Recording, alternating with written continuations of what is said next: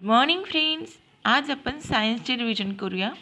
सायन्समध्ये बायोलॉजीमध्ये बघा टॉपिक आपल्या एक्झामच्या दृष्टिकोनातून अतिशय महत्त्वाचे आहेत. हे टॉपिक आपल्याला कोणते कोणते टॉपिक अभ्यासायचे आहेत, रिव्हिजन करायचे आहे. पेशी, आरोग्य व रोग, वनस्पतींचे वर्गीकरण आपल्या एक्झामच्या दृष्टिकोन कंबाईनसाठी अतिशय महत्त्वाचा टॉपिक आहे. प्राण्यांचे वर्गीकरण आणि वनस्पतीचे वर्गीकरण, उत्सर्जन संस्था, मानवी अस्थी संस्था, ग्रंथी, संप्रेरक व विक्रेत्यांमध्ये, पोषण द्रव्य, ओके, न्यूट्रियंट्स, प्रजनन संस्था, मानवी रक्त अभिसरण संस्था आणि ऊती. ओके, या टॉपिकचं आपल्याला रिव्हिजन करायचं आहे. तर सर्वात प्रथम बघू आपण पेशी हा चॅप्टर. प्रत्येक सजीव हा मूलभूत घटकांपासून बनलेला असतो आणि त्यांचं आकारमान मात्र वेगवेगळं असतं. काही पाण्यामध्ये राहतात, तर काही हवेमध्ये किंवा काही जमिनीवर राहतात. पण रचनात्मक घटक मात्र सर्वांचा सारखाच आहे आणि त्यांच्यामध्ये शरीरातला सर्वात लहान भाग म्हटलं तर पेशी आहे. ओके, पेशीचा शोध 1665 रॉबर्ट हुक या शास्त्रज्ञानाने बुचाचा झाडाचा काप घेऊन स्वतः बनवलेल्या सूक्ष्मदर्शकाखाली पाहिला होता. तेव्हा त्यांची रचना मधाच्या पोळ्याप्रमाणे दिसली होती आणि त्यांना नाव काय दिलं होतं? पेशी असं नाव दिलं होतं. मग पेशी असे नाव सर्वात पहिल्यांदा कोणी दिलं होतं? तर रॉबर्ट हुक यांनी दिलं होतं. पेशीला लॅटिन भाषेमध्ये काय म्हणतात? छोट्या छोट्या खोल्या असं म्हणतात. अँटोन अँड लिव्हेनॉक यांनी 1673 सूक्ष्मदर्शक उपकरणाचा शोध लावला होता. या सूक्ष्मदर्शकाचा अभ्यास करून त्यांनी जीवाणू, शुक्राणू, आदिजीवी यांच्या जिवंत पेशींचा 1974 सर्वप्रथम निरीक्षण केलं होतं. ओके, आता यांचा आपण नाही का डिटेलमध्ये इतिहास बघू. बघा, पेशींचा इतिहास. जॅक्रिन्सन जॉन्सन यांनी सूक्ष्मदर्शकाचा पहिल्यांदा शोध लावला होता 1590 रॉबर्ट हुक यांनी बुचातील मृत पेशींचा शोध मांडला तर रॉबर्ट हुक, ओके, 1665 आणि लिव्हेनॉक यांनी जिवंत पेशीचं सर्वात पहिल्यांदा निरीक्षण केलं होतं. लिव्हेनॉक यांनी 1674 रॉबर्ट ब्राउन म्हटलं तर पेशी केंद्रकाचा शोध, केंद्रक म्हणलं पेशी केंद्रक तर रॉबर्ट ब्राउन 1831 आणि जॉनी स्पुर्किन जे म्हटलं तर पेशीतील प्रदव्ये. Okay, MJ. शिल्डन आणि थिओडर शॉन पेशी सजीवांचा पायाभूत घटक आहे असं सांगितलं 1838 आणि आर विर्शा यांनी ओमनिस सेल्युला ई सेल्युला असं 1885 शोध लावला होता. ओके, 1858 आर विर्शा या शास्त्रज्ञाने पेशी सिद्धांतामध्ये भर घातली आणि त्यांनी सांगितलं होतं की सर्व पेशींचा जन्म हा अस्तित्वात असलेल्या पेशीपासूनच झालेला आहे असं सांगितलं होतं. आणि 1838 जर्मन वनस्पती शास्त्रज्ञ होता एम.जे. शिल्डन, त्याने नाही का सांगितलं होतं की प्रत्येक वनस्पती ही मूलभूत अशा पेशींपासून बनलेली आहे. आणि जर्मन प्राणीशास्त्रज्ञ होता थिओडर शॉन, त्याने काय सांगितलं होतं? प्रत्येक प्राणी व वनस्पती ही मूलभूत घटक पेशींपासूनच बनलेले आहेत, जे प्राणी व वनस्पतीचे क्रियात्मक घटक आहेत असं म्हणलं होतं थिओडर शॉन यांनी. ओके, आरबीसीची संख्या 25 दशलक्ष इतकी असते. ओके, 25 दशलक्ष. मानवी मेंदूच्या पृष्ठभागावरील चेतापेशींची संख्या 10,000 दशलक्ष असते. लाईन टू लाईन लक्षात ठेवावं लागेल. चेतापेशीची संख्या म्हणलं तर 10,000 दशलक्ष, आरबीसी म्हणलं तर 25 दशलक्ष. प्रौढ माणसाच्या शरीरामध्ये 60 ते 90 दशलक्ष पेशी असतात. मानवी शरीरामध्ये सर्व पेशी एकमेकींना जोडल्यास पृथ्वीभोवती 4.1/2 फेऱ्या होतात. ओके, सर्व पेशी एकमेकींना जोडल्या तर. पेशीचा सिद्धांत बघू. सेल थिअरी कुणी मांडली होती? पेशीचा सिद्धांत एम.जे. शिल्डर आणि थिओडर शॉन यांनी 1838 पेशीचा सिद्धांत मांडला.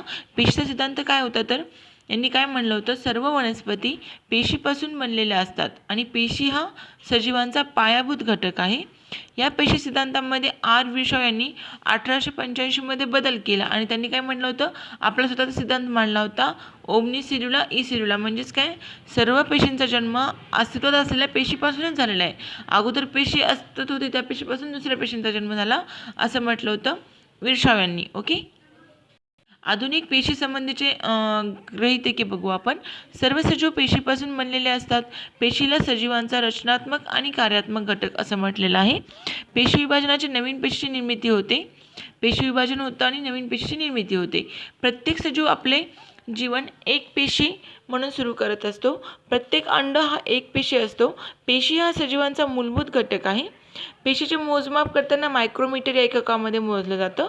सर्वात लहान पेशी म्हणलं तर मायक्रोप्लाझ्मा ग्लासिप्टियम ची ही आहे. या पेशीचा व्यास किती? 0.1 मायक्रोमीटर. ओके, हे कोणी बघा, सर्वात लहान पेशी कोणती हे नाव लक्षात ठेवावं लागेल. मायक्रोप्लाझ्मा ग्लासिप्टियम. ओके, हे जे नाव आहे ते आपल्याला लक्षात ठेवावं लागेल. आणि त्या व्यास किती आहे? 0.1 मायक्रोमीटर. आणि सर्वात मोठी पेशी म्हणलं तर शहामृगाचा अंड येतं 18 सेंटीमीटर आहे ते. मानवी शरीरामध्ये सर्वात लांब पेशी येते चेतापेशी. आणि मानवी शरीरातली सर्वात मोठी पेशी म्हणलं तर अंडपेशी. ओके, सर्वात लहान पेशी म्हणलं तर चेतापेशी आणि सर्वात लहान पेशी मोठी पेशी म्हणलं तर अंडपेशी येते. पेशींचा आकार मुख्यतः त्यांच्या कार्यावर अवलंबून असतो. WBCचे कार्य शरीरामध्ये प्रवेश करणाऱ्या जीवाणूंना गिळंकृत करणे आणि त्यांचा त्यामुळे आकार कसा असतो, अनियमित असतो. आता बघू कोणत्या पेशीचा कसा आकार आहे. RBCचा आकार कसा येतो, द्विअंतर्वक्र येतो. ओके, RBCचा आकार कसा आहे, द्विअंतर्वक्र आहे. आणि हा का बरं द्विअंतर्वक्र असतो, तर केशिकांमधून प्रवाह सुलभ होण्याकरिता त्याचा आकार कसा असतो, द्विअंतर्वक्र असतो. अमिबाचा आकार हा अनियमित असतो. ओके, अमिबा कोणत्याही आकाराचा असा कसाही असू शकतो. अमिबाचा आकार हा अनियमित असतो. अंडपेशी गोलाकार असते. ओके, अंडपेशी ही गोलाकार असते. एकच मिनिट. चेतापेशी ही शाकीय असते. ओके, चेतापेशीचा आकार कसा आहे, शाकीय. आदित्वच्या पेशी ह्या स्तंभाकार असतात. हे आकार लक्षात ठेवणं आपल्याला आवश्यक आहे. चेतापेशी म्हणलं तर शाकीय, आदित्वच्या पेशी म्हणलं तर स्तंभाकार, मेदपेशी अंडाकृती असतात, जीवाणू हे दंडाकार असतात आणि शुक्रपेशी हे सर्पिलाकार असतात. पुन्हा एकदा, RBC द्विअंतर्वक्र, अमिबा अनियमित, अंडपेशी गोलाकार, चेतापेशी शाकीय, आदित्वच्या पेशी स्तंभाकार, मेदपेशी अंडाकृती, जीवाणू दंडाकार आणि शुक्रपेशी सर्पिलाकार आकाराचे असतात. RBC द्विअंतर्वक्र बायकॉन्केव्ह असतात आणि ब्लड प्लेटलेट्स द्विबहिवक्र असतात, ते बायकॉन्केव्ह. ओके, ब्लड प्लेटलेट्स म्हणलं तर कॉन्वेक्स आणि RBC म्हणलं तर बायकॉन्केव्ह. ओके, आता आपण बघू बघा वनस्पती पेशी आणि प्राणी पेशीमध्ये काय फरक आहे. तर इथे बघा आकृतीद्वारे सांगण्यात आलेलं आहे. वनस्पती पेशी दाखवली त्यांनी आणि इथे प्राणी पेशी दाखवली कशी असते. तर पेशीभित्तिका असते वनस्पती पेशीमध्ये, पण प्राणी पेशीमध्ये पेशीभित्तिका नसते. हरितलवके असतात बघा पेशीभित्तिकेमध्ये, वनस्पती पेशीमध्ये हरितलवके असतात आणि पेशीद्रव्य असतं. ओके, आणि मुक्त रायबोझोम म्हणजे 3 गोष्टी आहेत त्या डिफरंट आहेत इकडे प्राणी पेशीपेक्षा वनस्पती पेशीमध्ये. आणि प्राणी पेशीमध्ये काय काय येतं, मुक्त रायबोझोम जे की नाही का दोन्ही पेशी वनस्पती पेशीमध्ये पण असतात आणि प्राणी पेशीमध्ये पण असतात. लयकारिका पण मुक्त वनस्पती पेशीमध्ये पण प्राणी पेशीमध्ये पण. पेशीपटल जे असतं बघा, हे साईडचे जे पेशीपटल दाखवलं इथे पण आणि इथे पण. पेशीपटल पण दोन्ही वनस्पती पेशीमध्ये पण आणि प्राणी पेशीमध्ये पण. ओके, आणि हे जे हे बघा गॉल्जी पिंड जे असतं ना दोन्ही पेशीमध्ये पण, इथं गॉल्जी पिंड बघा इथे जे आहे बघतोय गॉल्जी पिंड इथं प्राणी पेशीमध्ये आणि इथे गॉल्जी पिंड बघा या साईडला आहे वनस्पती पेशीमध्ये. सेम केंद्रक पण असतं दोन्हीकडे, प्राणी पेशीमध्ये पण वनस्पतीमध्ये पण आढळतं आपल्याला. आंतरद्रव्य जालिका दोन्ही पेशींमध्ये वनस्पती प्लस प्राणी, आणि रिक्तिका जे असतात ते पण प्रेझेंट असतात दोन्ही वनस्पती प्लस प्राणी, आणि तंतुकणिका पण प्रेझेंट असतात. ओके, हे बघा ही तंतुकणिका आहे, तिथे पण तंतुकणिका आहेत. फक्त वनस्पती पेशींमध्ये जे पेशीभित्तिका, हरितलवके आणि पेशीद्रव्य हे जे असतं ते वनस्पती पेशीमध्ये आढळते, पण प्राणी पेशीमध्ये आपल्याला पेशीभित्तिका, हरितलवके आणि पेशीद्रव्य आढळत नाही. ओके, आता आपण प्रत्येक पार्टची माहिती बघूया. प्रद्रव्य पटल म्हणजे नेमकं काय, पेशीपटल त्याला आपण प्लाझ्मा मेम्ब्रेन असेही म्हणतो किंवा सेल मेम्ब्रेन. पेशीपटल हे प्राणी पेशीतील सर्वात बाहेरचं आवरण असतं. ओके, इथं बघू शकतो आपण, हे बघा पेशीपटल इथं दाखवलेलं आहे. एकदम जे आउटर साईडची लाईन आहे ते आहे पेशीपटल. ओके, दोन्ही साईडला. तर पेशीपटल हे नाही का प्राणी पेशीतलं सर्वात बाहेरचं आवरण असतं. वनस्पती पेशीमध्ये पेशीभित्तिकेच्या खाली पेशीपटल आढळतं. पेशीपटल हे जैविक लिव्हिंग असतं. पेशीपटल हे पेशीतील घटकांना बाहेरील पर्यावरणापासून वेगळं ठेवतं आणि पेशीला स्वतंत्र अस्तित्व देतं. पेशीपटलाची जाडी किती असते, 70 आर्मस्ट्रॉंग. ओके, 70 आर्मस्ट्रॉंग असतं, 70 आर्मस्ट्रॉंग. पेशीपटल हे मेदाच्या द्विस्तरीय डबल लेयर्ड लिपोप्रोटीन मेम्ब्रेनपासून बनलेलं असतं. ओके, म्हणूनच पेशीपटलाचे वर्णन कसं केलं आहे, मेदमय समुद्रात तरंगणारे प्रथिनाचे हिमनग्न असं म्हटलेलं आहे. हे वाक्य अशाला असं एक्झाममध्ये विचारलं होतं.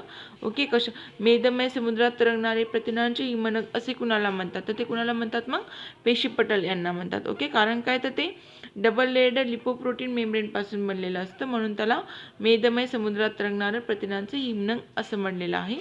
ओके, आता बघा पेशी पटेल ही काही पदार्थांना पेशीच्या आत येऊ देते तर काही पदार्थांना ते आत येऊ देत नाही, म्हणून त्याला निवर्षम पारपटल असेही म्हणतात. ओके. उदाहरणार्थ बघा पाणी O2 येऊ देतं मध्ये आणि बाहेरून काय येऊ देत नाही, ते विकरे प्रथिने हे बाहेरून ते मध्ये येऊ देत नाही. ओके. दोन्ही पण गोष्टी म्हणजे कोणतं यायला पाहिजे आणि कोणतं नाही यायला पाहिजे हे ते ठरवतं, म्हणून त्याला आपण काय म्हणतो, निवडक्षम पारपटल असे म्हणतो. प्रदवी पटलाचे संघटन निश्चित नसल्यामुळे ते लवचिक असतं. पेशीपटल पेशीसाठी संरक्षण, लवचिकता व परासरण विसरण ही कार्य करत असतं. ओके. पेशीपटलाचं कार्य कोणते कोणते आहेत हे पण पॉईंट बघा. पेशीपटल पेशीसाठी संरक्षण, लवचिकता, परासरण व विसरण हे कार्य करत असतं. पेशीपटलामध्ये 58% प्रथिने, 40% मेद आणि 2% कार्बोदके बनतात. ओके. पेशीपटल हे 58% प्रथिने, 40% मेद आणि 2% कर्बोदकाने बनलेलं आहे. आता जे परासरणाचे आपण म्हणजे पेशीपटलाचे कार्य बघितले होते, परासरण वगैरे, ते बघू नेमकं काय आहे. तर परासरण म्हणजेच काय म्हणतो, ऑस्मोसिस. ओके. म्हणजे काय होतं, पाण्याचे अधिक प्रमाण असलेल्या भागाकडून पाण्याचं कमी प्रमाण असलेल्या भागाकडे म्हणजे निवडक्षम पारपटलातून होणाऱ्या पाण्याच्या प्रवासाला आपण काय म्हणतो, परासरण असे म्हणतो. ओके. आता परासरणाची क्रिया कळली का. पाण्याचं अधिक प्रमाण असलेल्या भागाकडून तर जास्त प्रमाण आहे पाण्याचं आणि तिथून मग काय होतं, प्रवाह कमी भागाकडे कमी असलेल्या प्रमाणाकडे पाणी वाहतं, त्यालाच काय म्हणतात मग, परासरण असे म्हणतात, ऑस्मॉसिस. ओके. परासरणाच्या द्रावणाचे काही प्रकार पण पडतात. त्यामध्ये बघा 3 प्रकार आहेत. समपरासरणी द्रावण ज्याला आपण आयसोटॉनिक सोल्युशन असं म्हणतो, अपपरासरणी द्रावण आहे हायपोटॉनिक सोल्युशन आणि अतिपरासरणी द्रावण आहे हायपरटॉनिक सोल्युशन. ओके. आयसोटॉनिक, हायपोटॉनिक आणि हायपरटॉनिक. समपरासरणी, अपपरासरणी आणि अतिपरासरणी. आता समपरासरणी म्हणजे नेमकं काय पाहू आपण. समपरासरणीमध्ये बघा, पेशीतील पाण्याचे प्रमाण व पेशीभोवतालच्या माध्यमातील पाण्याचे प्रमाण जर ते दोन्ही पण सारखेच असेल त्यावेळेला काय असतं कंडिशन, समपरासरणी. ओके. सारखेच असतं त्यावेळेला समपरासरणी द्रावण असे म्हणतात. आता इथे बघा पाहायला मिळतं पेशीमध्ये बाहेर पण पाण्याचे प्रमाण आणि मध्ये पण पाण्याचं प्रमाण सेम आहे, H2O. त्यामुळे त्याला काय म्हणतो आपण, समपरासरणी असं म्हणतो. आता अपपरासरणी द्रावण म्हणजेच हायपोटॉनिक सोल्युशन काय असतं, पेशीतील पाण्याच्या प्रमाणापेक्षा पेशीच्या भोवती असलेल्या माध्यमातील पाण्याचे प्रमाण जर अधिक असेल तर त्याला काय म्हणतो आपण, अवपरासरणी द्रावण असे म्हणतो. अवपरासरणी द्रावणामध्ये म्हणजे साखरेच्या पाण्यामध्ये जर अंड ठेवलं तर काय होतं, अंड्याचं आकारमानामध्ये वाढ झालेली आढळते आपल्याला. ओके. साखरेच्या पाण्यामध्ये जर आपण अंड ठेवलं ना, हे बघा इथे आणि काय सांगितलं, साखरेच्या पाण्यामध्ये जर अंड ठेवलं तर त्या अंड्याचं काय होते, वाढ होते. ओके. वाढ होते. त्यामुळे त्याला कोणती कंडिशन म्हणतात त्यांनी, ओके, हायपोटॉनिक सोल्युशन असं म्हणतात. इथे पाहू शकतो आपण. ओके. H2O बघा मधलं प्रमाण जे आहे ते पाण्याचं कसं कमी येतं आणि जे बाहेरचं आउटर साईड आहे ते पाण्याचं प्रमाण जास्त आहे, म्हणून याला अपपरासरणी द्रावण असे म्हणतात. आता अतिपरासरणी द्रावण बघा, तिसरा प्रकार बघू आपण, ऑस्मोसिसचा हायपरटॉनिक सोल्युशन येतो, थर्ड प्रकार जो आहे तो. यामध्ये काय होतं, पेशीभोवती असलेल्या माध्यमातील पाण्याचे प्रमाण हे पेशीतील पाण्याच्या प्रमाणापेक्षा कमी असतं. अशा द्रावणास आपण काय म्हणतो, अतिपरासरणी द्रावण असं म्हणतो. म्हणजे जे पेशीच्या बाहेरचं जे पाणी आहे त्याचं प्रमाण कसं असतं, बघा माध्यमातील पाण्याचे प्रमाण हे पेशीतील पाण्याच्या प्रमाणापेक्षा कमी असतं. ओके. हे बाहेरचं पाणी थोडंसं कमी असतं मधल्या पाण्यापेक्षा, त्याला आपण म्हणतो हायपरटॉनिक. आता समजलं का, आयसोटॉनिक म्हणलं तर दोघांचंही सम प्रमाण असतं, बाहेर पण आणि मध्ये पण सम. आणि हायपोटॉनिक जर म्हटलं तर मध्ये पाण्याचं प्रमाण कमी असतं आणि बाहेर पाण्याचं प्रमाणही जास्त असतं. आणि हायपरटॉनिक म्हणलं तर मध्ये पाण्याचं प्रमाणही जास्त असतं आणि बाहेरही कमी असतं, त्याला म्हणतो आपण हायपोटॉनिक सोल्युशन. ओके. अतिपरासरणी द्रावणामध्ये म्हणजेच मिठाच्या पाण्यामधलं एक्झाम्पल घेतलं तर त्यामध्ये आपण अंडे ठेवलं तर अंड्याचं काय होतं, रससंकोच होतो. ओके. प्लाझ्मोलायसिस होतं, म्हणजे अंड हे छोटं होऊन जातं, आकसलं जातं एकदम. ओके. मिठाच्या पाण्यामध्ये ठेवलं त्याला आपण कोणती क्रिया म्हणतो, हायपरटॉनिक क्रिया म्हणतो. आणि नाही का अंड जर साखरेच्या पाण्यामध्ये जर ठेवलं तर तेव्हा हायपोटॉनिक सोल्युशन होतं. ओके. आणि पाणी व नुसतं साखर जर म्हणलं तर दोघांचं प्रमाण सेम असतं, म्हणजे समपरासरणी द्रावण तयार होतं. आता ही पूर्णपणे यांत्रिक प्रक्रिया असून यामुळे पेशीतील ऊर्जा खर्च न करता पाणी प्राप्त होते. परासरण ही प्रक्रिया केवळ द्रव माध्यमातच होत असते. परासरणासाठी निवडक्षम पारपटलाची आवश्यकता असते. मृत पेशींमध्ये परासरणाची जैविक प्रक्रिया होत नाही. ओके, मृत पेशींमध्ये परासरण होत नाही, ऑस्मॉसिस. परासरण आणि विसरण म्हणजे नेमकं काय बघू आपण. विसरण म्हणजेच काय असतं, डिफ्युजन, आणि परासरण म्हणजे ऑस्मॉसिस. ओके, तर परासरण आणि विसरण काय प्रक्रिया आहे बघू आपण. तर विसरण म्हणजे काय, कोणत्याही माध्यमामध्ये घडू शकतं विसरण. विसरणासाठी निवडक्षम पारपटलाची आवश्यकता नसते आणि विसरण स्थायू, द्रव, वायू या तिन्ही अवस्थेमध्ये रेणूंचे विसरण होत असते. विसरणामध्ये काय होतं, स्थायू, द्रव, वायू या तिन्ही अवस्थेमध्ये रेणूंचे विसरण होत असतं. आणि परासरण म्हणजे ऑस्मॉसिस. यामध्ये बघा, परासरण ही प्रक्रिया होण्यासाठी द्रव माध्यमाची मात्र आवश्यकता असतेच. ओके, परासरण होण्यासाठी द्रव माध्यम लागतेच. परासरणासाठी निवडक्षम पारपटलाची आवश्यकता असते. परासरण प्रक्रियेमध्ये केवळ द्रावणातील रेणूंची हालचाल होत असते. ओके, या विसरणामध्ये तिन्ही अवस्थेमध्ये रेणूंचे विसरण होतं, पण परासरणमध्ये फक्त द्रावणामधल्या रेणूंचीच हालचाल होत असते. आता पाहू आपण पेशीभित्तिका, सेल वॉल. प्रद्रव्य पटलाबरोबर वनस्पती पेशीमध्ये एक भक्कम आवरण पेशीभोवती असतं आणि त्यास आपण पेशीभित्तिका असं म्हणतो. पेशीभित्तिका ही नॉन लिव्हिंग असते. ओके, पेशीभित्तिका कशी असते, नॉन लिव्हिंग असते. पेशीभित्तिका मुक्त परागम्य, फ्रीली प्रीमेबल असतं, म्हणजेच पेशीमध्ये कोणत्याही पदार्थाला ये जा करू देते. परासरण प्रक्रियेमुळे पेशीतील पाण्याचे प्रमाण वाढल्याने होणाऱ्या बलाचे संतुलन पेशीभित्तिकेमुळे होत असतं. पेशीभित्तिका ही सेल्युलोज कर्बोदकांचा एक प्रकारापासून बनलेली आहे. कर्बोदकांच्या प्रकारापासून बनलेला आहे सेल्युलोज. पेशीभित्तिका पेशींचा आकार निश्चित करते. ताज्या पाण्यातील पेशीय जीव आणि बहुतेक वनस्पती पेशी परासरणाद्वारे पाणी प्राप्त करत असतात. ओके, प्राणीपेशीमध्ये पेशीभित्तिका नसते, पण फक्त वनस्पती पेशीमध्येच आपण अगोदरही बघितलं पेशीभित्तिका आढळते, पण प्राणीपेशीमध्ये आपल्याला पेशीभित्तिका आढळत नाही. पेशीभित्तिका वनस्पती पेशीमध्ये, जीवाणूमध्ये किंवा कवकांच्या पेशीमध्ये आढळते. आता पाहू आपण पेशीद्रव म्हणजे सायटोप्लाझ्मा. प्रद्रव्य पटल आणि केंद्रकामधील तरल पदार्थाला आपण पेशीद्रव असं म्हणतो. पेशीद्रव सतत हालचाल करत असतं. तो एका जेलीसारखा पदार्थ आहे. पेशी अंगका व्यतिरिक्त असलेल्या पेशीद्रवामधल्या भागाला आपण सायटोगोल म्हणजेच पेशीद्रव असं म्हणतो. ओके, पेशी अंगक सोडून जे पेशीद्रवामधला भाग असतो ना, त्याला आपण पेशीद्रव म्हणतो. यामध्ये अमिनो आम्ले, ग्लुकोज, जीवनसत्वे या पदार्थाची साठवण केलेली असते पेशीद्रवामध्ये. ओके, पेशीद्रवामध्ये काय काय असतं मग, अमिनो आम्ले, ग्लुकोज आणि जीवनसत्व पेशीद्रवामध्ये साठवण केलेली असते.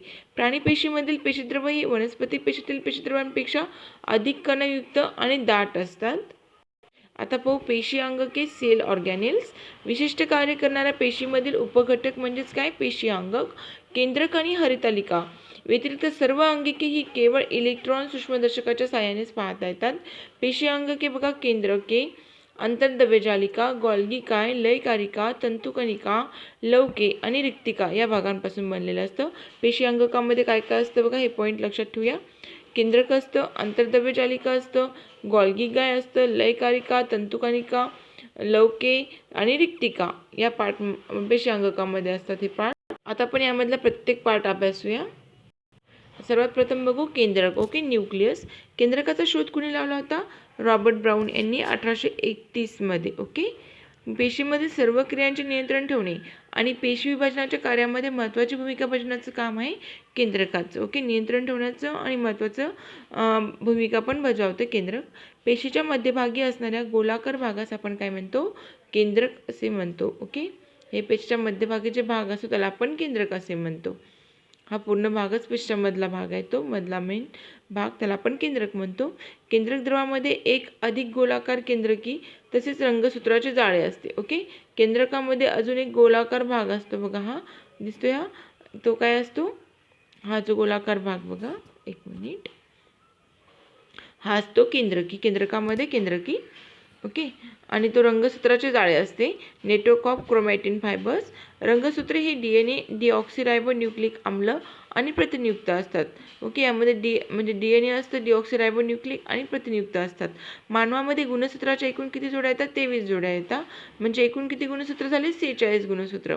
आणि शोध कुणी लावला होता, होपमास्टर. ओके, होपमास्टर. क्रोमोझोम्स गुणसूत्र हा शब्द सर्वप्रथम वॉल्डेर यांनी वापरला होता. क्रोमोझोम नावाचा शब्द कोणी वापरला तर वॉल्डेरनी, आणि शोध कोणी लावला क्रोमोझोमचा तर होपमास्टर यांनी. ओके, शोध पण लक्षात ठेवूया. होपमास्टर यांनी शोध लावला आणि क्रोमोझोम हा सर्वप्रथम शब्द वॉल्डेर यांनी वापरला. डीएनएच्या विशिष्ट कार्यात्मक खंडाला जनुक असे म्हणतात. जनुके हे आनुवंशिक माहितीचे संक्रमण एका पिढीकडून दुसऱ्या पिढीकडे करत असतात. जनुकांचं काम काय? आनुवंशिक माहितीचं संक्रमण करणे एका पिढीकडून दुसऱ्या पिढीकडे. ओके, डीएनएच्या विशिष्ट कार्यात्मक खंडाला जनुके म्हणतात. जनुके आनुवंशिक माहितीचे संक्रमण एका पिढीकडून दुसऱ्या पिढीकडे करतात. साधारणपणे एक जनुक हे एकापेक्षा जास्त पेशींना नियंत्रित करत असतं. प्रत्येक सजीवातील पेशी केंद्रकामध्ये गुणसूत्रांची संख्या ही निश्चित असते. ओके, म्हणजे माणसांमध्ये किती आहेत गुणसूत्र तर 46, चिंपांझीमध्ये किती आहेत 48, माकडामध्ये 21, अशा प्रकारे प्रत्येकांमध्ये निश्चित संख्या असते. सस्तन प्राण्याच्या RBC मध्ये वनस्पती पेशींच्या सारणी नलिकेमध्ये केंद्रक नसतो. म्हणजे कुठे यासाठी अपवाद कुठे बघा, उंट आणि लामामध्ये मात्र केंद्रक असतो. ओके, हा पॉईंट लक्षात ठेवूया. सस्तन प्राण्याच्या RBC मध्ये व वनस्पतीच्या पेशी सारणीमध्ये केंद्रक नसतो. ओके, पण यासाठी अपवाद कोण आहे? उंट आणि लामा या दोघांमध्ये मात्र केंद्रक असतो. केंद्रकाचं कार्य काय आहे तर पेशी विभाजनावर नियंत्रण ठेवणं, पेशीच्या सर्व चयापचय क्रियांवर नियंत्रण ठेवणं, अनुवंशिक गुणांचे हे नाही का पुढील पिढीकडे संक्रमण करणं. आता बघू आपण DNA आणि RNA. DNA आणि RNA मधला काय नेमका फरक आहे तर DNA म्हणजे काय? डीऑक्सीरायबोन्यूक्लिक ॲसिड, आणि RNA म्हणजे काय? रायबोन्यूक्लिक ॲसिड. ओके, DNA व RNA दोन्ही केंद्रकीय आम्ले आहेत. DNA हे सर्व आनुवंशिक क्रियांचे नियंत्रण करतं आणि जनुक हे यांचे कार्यात्मक घटक आहे. DNA हे तंतुकणिका आणि हरितलौक यांच्यामध्ये असले तरी मुख्यतः केंद्रकामध्ये आढळतात. DNAचा शोध कुणी लावला? फ्रेडरिक मिशर यांनी लावला. ओके, DNAचा शोध फ्रेडरिक मिशर यांनी लावला. कधी लावला? 1869 मध्ये. DNA नाव कोणी दिलं तर रेने अल्टमन यांनी. ओके, शोध म्हणलं तर फ्रेडरिक मिशर, आणि DNAचं नाव कोणी दिलं तर रेने अल्टमन यांनी 1889 मध्ये. प्रत्येक DNA हा 4 न्यूक्लिओटाइड पासून बनलेला असतो आणि हे 3 रेणूपासून बनलेले असतात. म्हणून DNAला आपण न्यूक्लिओटाइडचे बहुवार्के असंही म्हणतो. ओके, न्यूक्लिओटाइडचे बहुवार्के म्हणूनच म्हणतो आपण DNAला. आणि आता RNA बघा, RNA हे केंद्रकांमध्ये तसेच पेशीद्रव्यांमध्येही आढळतात. RNAचे 3 प्रकार पडतात: rRNA, tRNA, mRNA. ओके, आता rRNA म्हणजे काय आहे तर rRNA म्हणजे बघा रायबोझोमल RNA. टोटल RNAच्या 80% प्रमाण हे rRNAचं असतं. ओके, टोटल RNAच्या 80% प्रमाण rRNAचं असतं. rRNA हे रायबोझोमवर असतात आणि प्रथिनांच्या निर्मितीमध्ये मदत करतात आणि हे केंद्रकीय DNA पासून बनलेले असतात. tRNA बघा, ट्रान्सफर RNA हे प्रथिन निर्मितीमध्ये वेगवेगळ्या अमायनो आम्लांना रायबोझोमवर आणतात. ओके, tRNA म्हणजेच ट्रान्सफर RNA वेगवेगळ्या अमायनो आम्लांना रायबोझोमवर आणण्याचं काम करतात. DNA मध्ये बघू आपण आता. हे बघा, DNA मध्ये यांनी काय सांगितलं होतं? DNA हा 4 न्यूक्लिओटाइडपासून बनलेला असतो आणि 3 रेणूपासून बनलेला असतो. म्हणून DNAला आपण न्यूक्लिओटाइडचे बहुवार्के म्हणतो. आता यामध्ये बघा, पंचकार्बनीय शर्करा म्हणजे पेंटोज शुगर येतं, फॉस्फोरिक आम्ल येतं, आधारभूत असलेला नत्र रेणू पण येतो. आधारभूत असलेला नत्र रेणू म्हणजेच नायट्रोजन बेस. याचे 4 उपघटक पडतात. कोणते कोणते? ज्याला आधारभूत असणारा नेत्ररेणू: ॲडेनाईन, थायमिन, ग्वानिन आणि सायटोसाइन. ॲडेनाईनला A, थायमिनला T, ग्वानिनला G आणि सायटोसाइनला C ने संबोधले जातं. ॲडेनाईन A हा नेहमी दुहेरी बंधनाने थायमिनशी जोडलेला असतो. ओके, म्हणजे A = T येतं. ओके, ॲडेनाईन हा नेहमी दुहेरी बंधाने असतो, डबल बॉन्डेड असतो. ग्वानिन हा नेहमी तिहेरी बंधाने असतो. ओके, ग्वानिन हा तिहेरी बंधाने सायटोसाइनशी जोडलेला असतो, म्हणजे G ट्रिपल बंध असते. ओके, इथं 3 असायला पाहिजे. ग्वानिन हा नेहमी तिहेरी बंधाने C सोबत जोडलेला असतो. ॲडेनाईन आणि ग्वानिन यांना प्युटिन असं म्हणतो. ॲडेनाईन आणि ग्वानिनला एकत्र काय म्हणतात? प्युटिन असे म्हणतात. ओके, प्युटिन म्हणलं तर ॲडेनाईन आणि ग्वानिन येतं. थायमिन T आणि सायटोसिन C यांना पायटोमिन्स असं म्हणतात. थायमिन T आणि सायटोसिन C यांना आपण काय म्हणतो? पायटोमिन्स. 1953 मध्ये वॉटसन आणि क्रिक यांनी DNAचे डबल हेलिक्स मॉडेल सुचवले होते. कोणी? 1953 मध्ये वॉटसन आणि क्रिक यांनी DNAचे डबल हेलिक्स मॉडेल सुचविलं होतं. आता RNA मध्ये बघायचं म्हटलं तर प्रथिन बनण्याच्या अंतिम क्रियेला काय ट्रँकेशन असे म्हणतात, ट्रान्झॅक्शन नाही सॉरी ट्रँकेशन असे म्हणतात. टीआरएनएचे कार्य एमआरएनए व आरआरएनए यांना अमिनो आम्लाचा पुरवठा करणे. ओके, टीआरएनएचं काम काय आहे की एमआरएनए आणि आरआरएनए यांना अमिनो आम्ल पुरवणे. एमआरएनए म्हणलं तर मॅसेंजर येतं, मॅसेंजर आरएनए अनुवंशिक माहितीचे वहन करणे. प्रथिननिर्मितीमध्ये सर्वात महत्त्वाची भूमिका कोणाची म्हणलं तर एमआरएनएची येते. हे प्रथिनांच्या निर्मितीसाठी आवश्यक असलेली सूचना केंद्रकातील डीएनए पासून रायबोझोमपर्यंत पोहोचण्याचं काम करतात मॅसेंजर आरएनए म्हणजे